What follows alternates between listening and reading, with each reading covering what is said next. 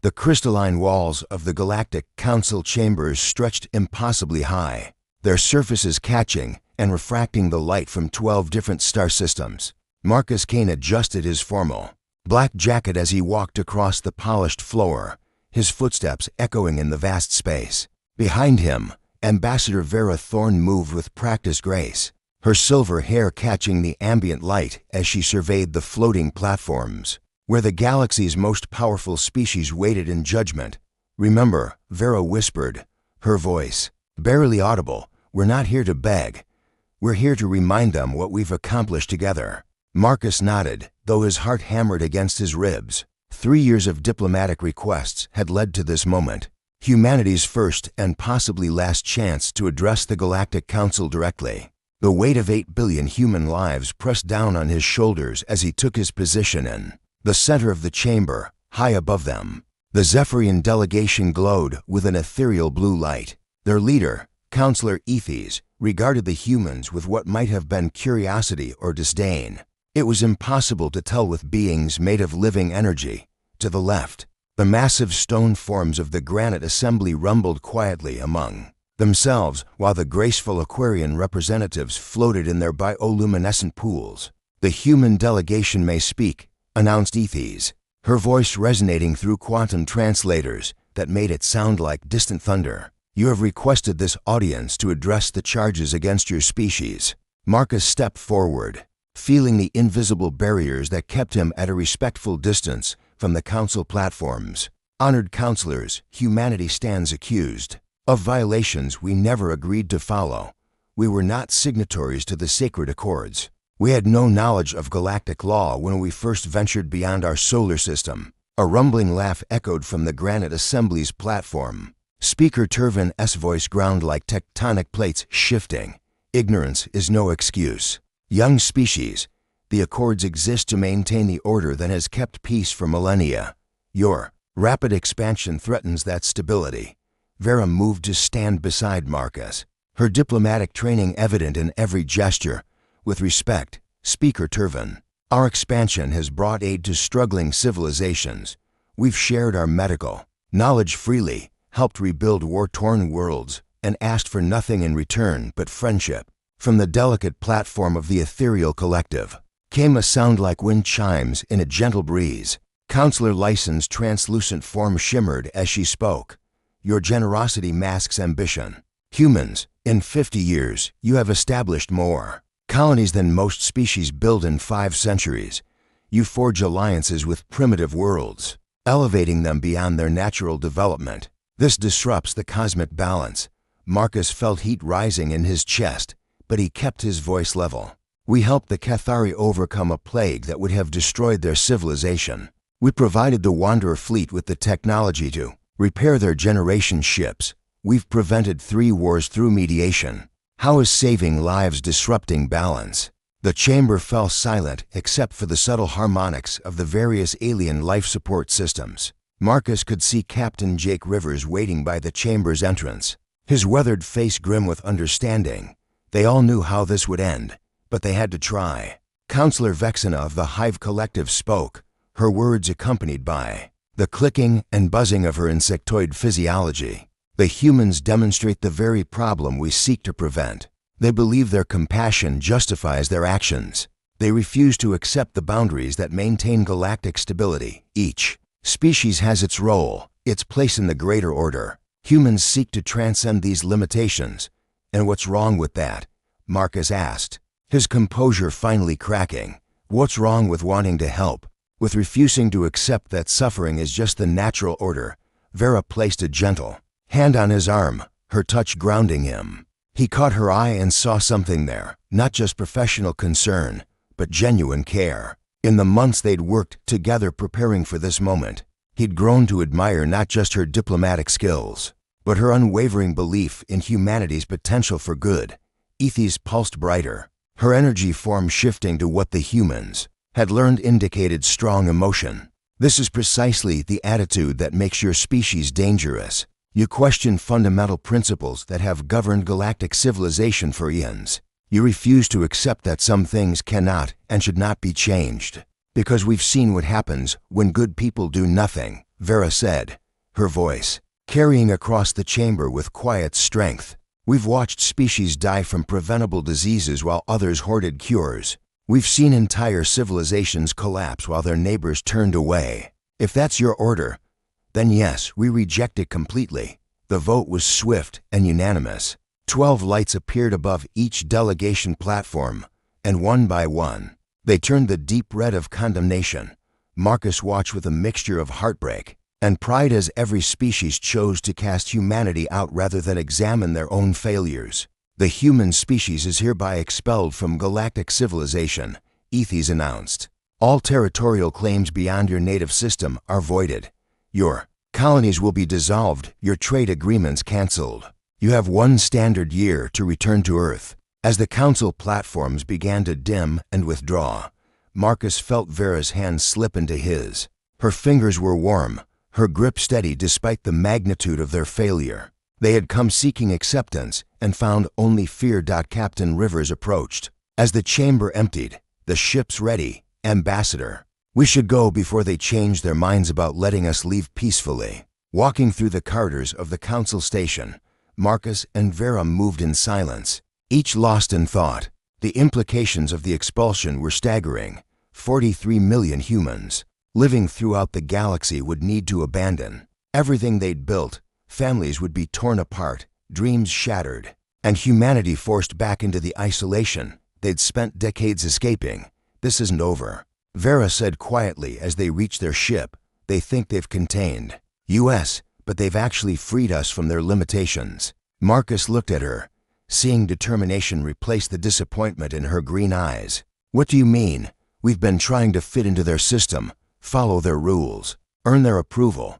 Now we don't have to anymore. She paused at the airlock, turning to face him fully. We can build something better. The ship that carried them away from the council station was small but comfortable, designed for diplomatic missions rather than war. As Earth grew larger in the view screen, Marcus found himself standing beside Vera in the observation lounge, watching humanity's ancient home approach. I should have handled that better, he said, replaying the confrontation in his mind. Maybe, if I'd been more diplomatic, less emotional. You were perfect, Vera interrupted, turning to study his profile. You showed them exactly who we are, people who care more about doing right than following rules. That terrifies them. Marcus felt her gaze and turned to meet it. In the soft light of Earth's reflection, she looked younger, more vulnerable than the composed ambassador he'd worked with for months. Vera, I know, she said softly. I feel it too. Probably not the best timing. Falling for someone right as our species gets exiled from the galaxy. He laughed despite everything, the sound surprising them both. When has timing ever stopped humans from doing what they believe in, before either could think better of it? He leaned down and she rose up, their lips meeting in a kiss that tasted of hope and defiance. When they broke apart, Earth filled the view screen behind them, beautiful and patient and ready to welcome its children home. They have no idea what they've done, Vera whispered against his forehead. Humans are most dangerous when we have nothing left to lose. The next weeks blurred together in a frenzy of activity. Evacuation ships arrived daily, carrying refugees from the outer colonies. Marcus and Vera worked tirelessly to coordinate resettlement efforts. But in the quiet moments between crises, they found themselves drawn together. Late one evening, as they walked through the refugee camps that had sprung up around Geneva, Vera stopped beside a playground where human children played with younglings from a dozen other species, aliens whose families had chosen exile rather than abandon their human friends. Look at them, she said, watching a human girl teach a young Cathari how to swing. The council sees contamination, but I see evolution. These children will grow up knowing that species boundaries are artificial, that cooperation is stronger than isolation. Marcus pulled her closer, feeling the weight of possibility in her words. The council made one critical error, he said. What's that? They assumed we'd give up. They don't understand that humans have been defying impossible odds since we first looked up at the stars and decided to reach for them. A messenger approached them, breathless with urgency. Ambassador Thorne, Director Kane, you need to see this. We're receiving signals from across the galaxy, secret messages from species that voted to expel us.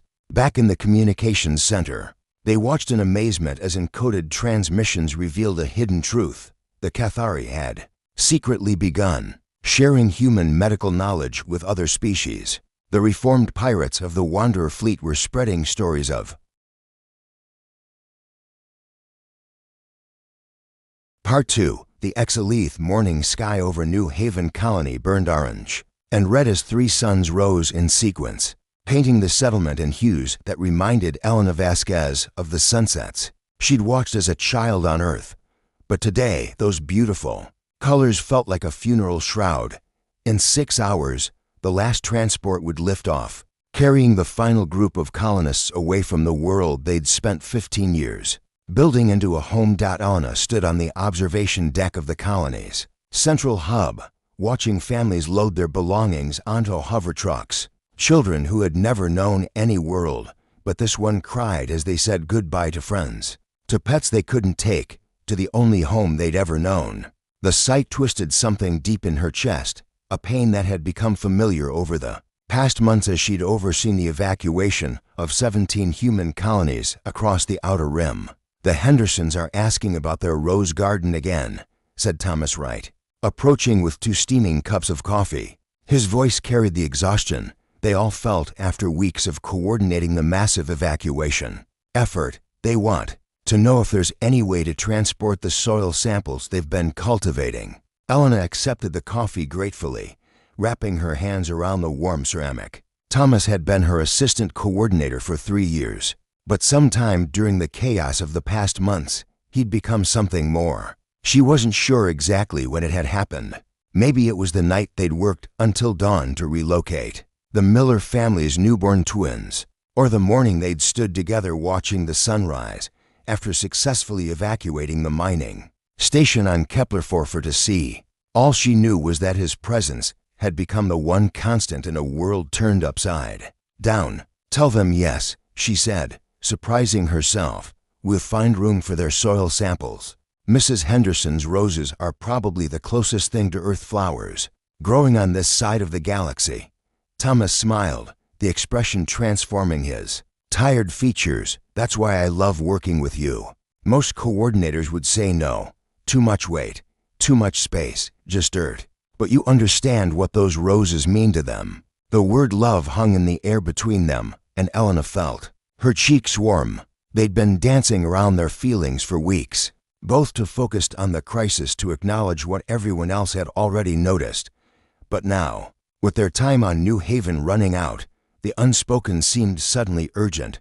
"Thomas," she began, but was interrupted by the arrival of Captain Martinez, the colony's security chief. "Elena, we've got a problem," Martinez said, his weathered face grim. "The Zephyrian enforcement fleet just dropped out of hyperspace. 3 ships, fully armed. They're hailing us." Elena's blood went cold. The Zephyrians weren't supposed to arrive for another 8 hours, enough time for the final transport to clear the system. "Put them through to my office," she said, already moving toward the command center. The holographic display flickered to life, revealing the angular features of a Zephyrian military commander. His crystalline skin pulsed with aggressive red patterns, and his voice carried the harmonic undertones that indicated barely controlled fury. "Human coordinator," he said without preamble, "I am Strike Commander Velter. You are in violation of the evacuation timeline. This colony should have been abandoned 6 standard hours ago." Elena kept her voice steady despite the fear coursing through her veins. "Commander, our final transport is loading now. We'll be clear of the system within the hour." "Unacceptable.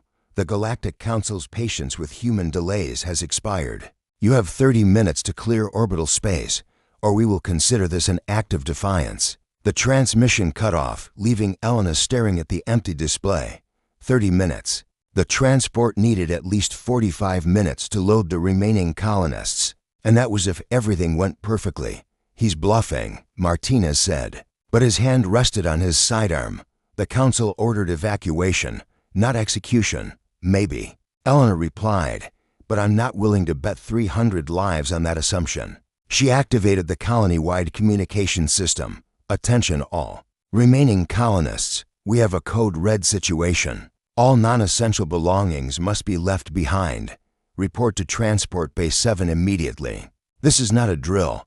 The next 28 minutes passed in a blur of controlled chaos. Elena and Thomas worked side by side, checking names off lists, helping elderly colonists onto the transport, and making impossible decisions about what could be saved and what had to be left behind.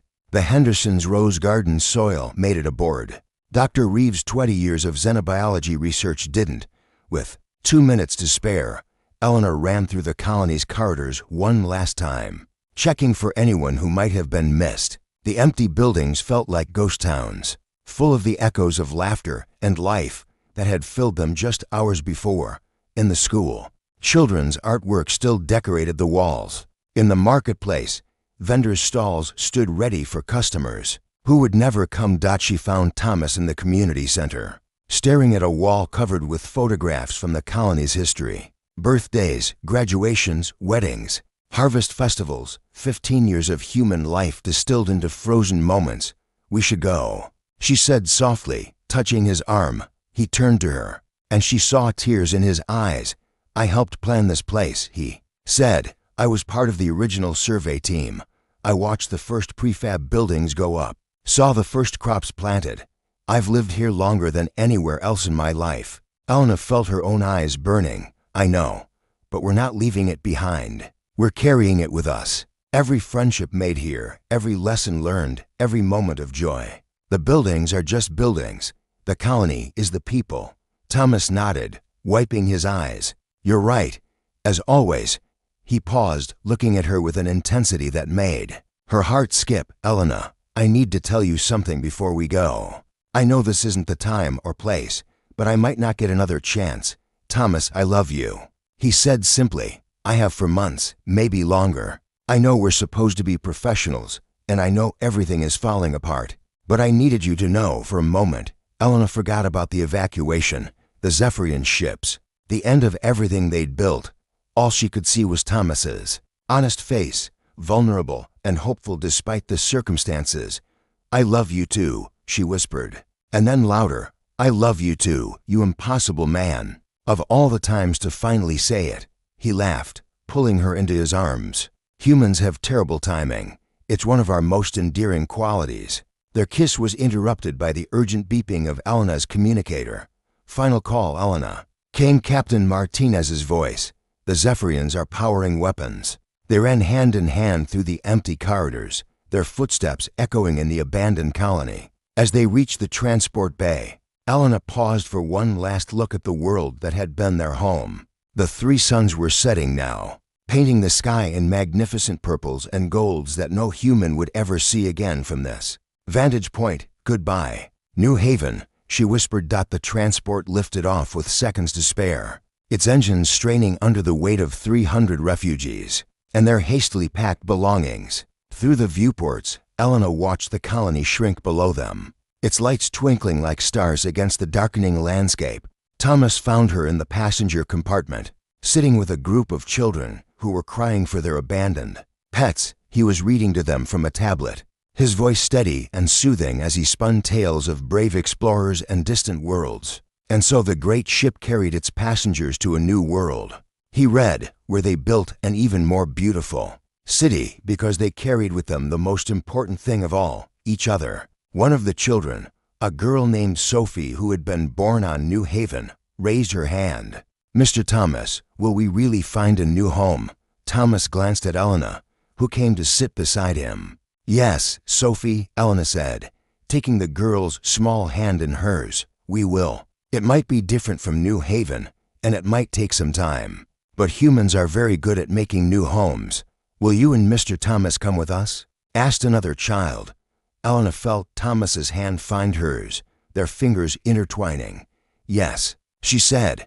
"We'll all stay together." As the transport jumped to hyperspace, leaving New Haven and its Zephyrian destroyers behind, Elena leaned against Thomas's shoulder and closed her eyes. Around them, the gentle hum of conversation filled the cabin as families began to process their loss and plan for an uncertain future.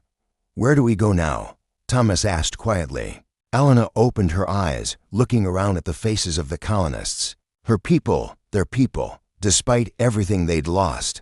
She saw something that surprised her: hope. These people had given up their homes rather than abandon each other. They'd chosen exile over separation, uncertainty over betrayal of their values, Earth first. She said, "But not to stay. We're going to build something new, something better. The Council thinks they've defeated us by taking our colonies, but they've actually done us a favor." "How do you figure that?" Elena smiled, thinking of all the conversations she'd had with colonists over the past months. Every single person on this transport chose to leave. Rather than accept Council rule, they chose freedom over security, possibility, over certainty. "We're not just refugees, Thomas. We're revolutionaries." The transport ship carried them through the void toward Earth. But Elena's mind was already racing ahead to the future, the Galacti. Part 3. The Innovation's underground laboratory beneath the Swiss Alps. Hummed with the quiet intensity of focused minds at work, Diana Foster wiped the sweat from her brow as she carefully adjusted the quantum resonance chamber, her hands steady despite the magnitude of what she was attempting. 3 months had passed since the last refugee ships had arrived from the outer colonies, and while most of humanity focused on rebuilding their lives on Earth, Diana and her team worked in secret on something that could change everything: fluctuation in the quantum field is stabilizing, called Ryan Mitchell from his position at the monitoring station. His voice carried the excitement of someone who had spent years chasing theoretical impossibilities, only to find them becoming reality. "Diana, I think we're actually going to pull this off." Diana allowed herself a small smile as she watched the energy readings climb toward their target parameters. The device they were building wasn't just revolutionary, according to every established principle of galactic physics. It was impossible. The Council species had spent millennia perfecting their understanding of how the universe worked, creating laws and limitations that they believed were absolute. Diana was about to prove them wrong. "Remember when you told me that humans were terrible at accepting that some things couldn't be done?" she asked, her attention still focused on the delicate calibrations. Ryan laughed softly, the sound carrying across the laboratory. "That was back when I thought the Council might have a point about humanity being dangerously naive. Now I'm starting to think our refusal to accept limitations might be our greatest strength." The past months had transformed both of them. Diana had arrived at the hidden facility as Earth's leading expert in exotic matter manipulation, recruited by the hastily formed Human Research Collective. Ryan had come as a specialist in xenotechnology, one of the few humans who truly understood how alien devices functioned. What neither had expected was to find in each other not just professional collaboration, but something deeper. Their relationship had developed gradually, built on late nights spent debugging impossible equations and shared meals eaten over holographic displays of stellar mechanics. It wasn't the dramatic romance of wartime, but the steady growing connection of two minds that complemented each other perfectly. Initiating final sequence, Diana announced to the small team gathered around the experimental chamber, "If this works, we'll have achieved stable manipulation of space-time without any of the exotic materials the Council species consider essential." The chamber began to glow with an inner light that seemed to bend reality around itself. Diana felt Ryan's presence beside her, his quiet confidence grounding her as they approached the moment that would either validate years of theoretical work or destroy everything they'd built. "Diana," whispered Dr. Sarah Chen from the observation deck, "the energy readings are off the charts. Whatever's happening in there, it's not following any known laws of physics." "Good," Diana replied, her eyes never leaving the displays. "Known laws are what got humanity exiled in the first place. Time to write some new ones." The device reached critical resonance, and suddenly the chamber was filled with something that shouldn't have existed. A pocket of folded spacetime that created a corridor through dimensions the Council species didn't even acknowledge. Through the shimmering portal, they could see not another location, but another possibility entirely. "My God," Ryan breathed, his hand finding Diana's in the darkness of the lab. "We did it. We actually did it." Diana squeezed his fingers, feeling tears she didn't know she'd been holding back. The portal represented more than just a technological breakthrough. It was proof that humanity's approach to science, their willingness to question fundamental assumptions, could achieve what the galaxy's greatest minds considered impossible. "How stable is it?" asked Jennifer Walsh, the project's coordinator. From her position near the power controls. "Completely stable," Diana replied, checking the readings. "It's drawing power from the quantum vacuum itself, creating a self-sustaining field. We could keep this open indefinitely." The implications hit them all at once. Instantaneous travel across galactic distances without the massive infrastructure the Council species required. Communication networks that couldn't be monitored or blocked. The ability to move people and resources beyond the reach of any traditional military force. "We need to contact Director Kane," Jennifer said, already reaching for the secure communication. "Ray, he needs to see this." As Jennifer made the call, Diana and Ryan stood together before their impossible creation, both awed by what they'd accomplished and sobered by what it meant. "This changes everything," Ryan said quietly. "The Council exiled us thinking they were removing a threat to galactic stability. Instead, they gave us the motivation to make their entire power structure obsolete." Diana nodded, watching the portal shimmer and dance with energies that redefined the possible. "They assumed we'd accept their limitations, play by their rules. They never considered that we might simply create better rules." The weeks that followed were a blur of testing, refinement, and careful expansion. Under Jennifer's coordination, the team worked around the clock to understand their breakthrough and explore its applications.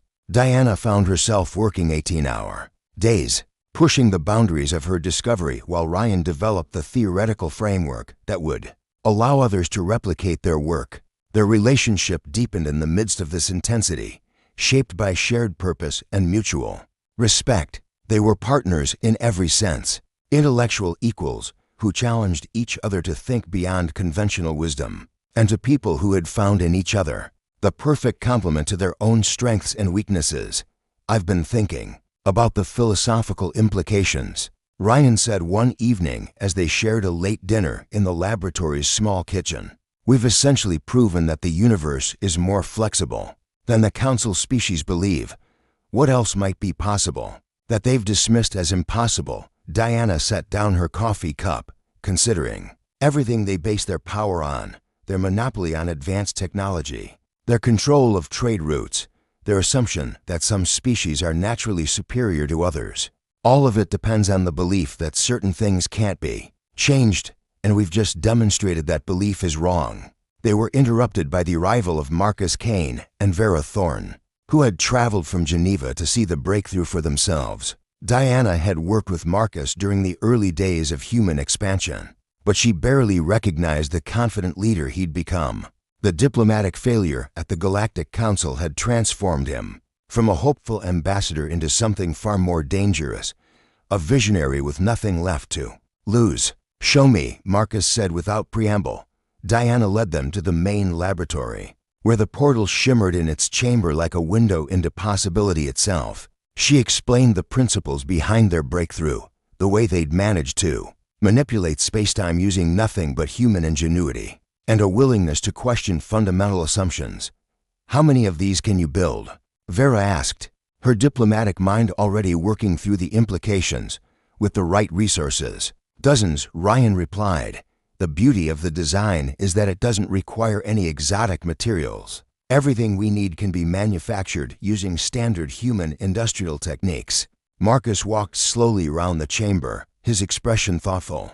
"The Council species think they've contained us by cutting off our access to galactic infrastructure. But if we can move anywhere instantly, create our own communication networks, establish hidden bases beyond their ability to track, we become ungovernable," Diana finished. "Not just independent, completely outside their ability to control or influence. There's more," Jennifer added, joining the group around the portal. "We've been monitoring communications from across the galaxy. The species that chose exile with us aren't the only ones questioning Council authority. There are independence movements on dozens of worlds. Frustrated by the Council's rigid hierarchies and restrictive policies, Vera exchanged a meaningful glance with Marcus. An underground railroad, not just for humans, but for anyone who wants to build something better than the Council system. Over the following months, Diana and Ryan worked with teams across Earth to establish the first network of portal gates. Each new installation was a carefully guarded secret, known only to trusted members of the growing human resistance. But the technology's implications extended far beyond simple transportation. "Look at this," Ryan said excitedly, showing Diana a new set of calculations. "If we can fold spacetime for transportation, we should be able to manipulate it for other purposes: energy generation, matter transformation, even time dilation." Diana studied the equations, her mind racing with possibilities. "We could make any world habitable, turn asteroids into garden worlds, create pocket dimensions for manufacturing, even establish bases in parallel space where the Council couldn't find us." Their breakthrough had opened not just doorways through space, but pathways to an entirely new understanding of reality.